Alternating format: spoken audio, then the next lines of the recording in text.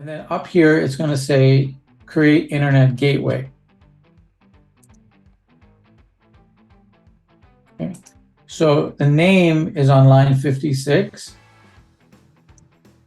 It's Clarus IGW. I'm just going to add my name. Please don't do that. Click on create internet gateway. All right.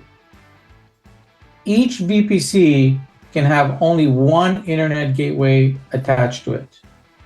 And each internet gateway can only be attached to one VPC. Okay. So what we're going to do here is we're just going to click on actually, you should be at your gateway now. And we're going to click on actions, attach to VPC. Okay, you're on your gateway, actions, attach to VPC. Select the VPC and it'll show you the list of VPCs that don't have a internet gateway attached. So you're going to select your Clarus VPC A. And then click on this orange button that says attach internet gateway. I'm sorry, Professor, where do you see actions? In the internet gateway?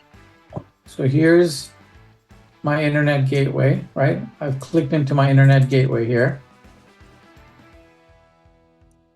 So I don't know where you are, but if on internet gateways, here's my internet gateway. I'm going to click it and it brings me to this page.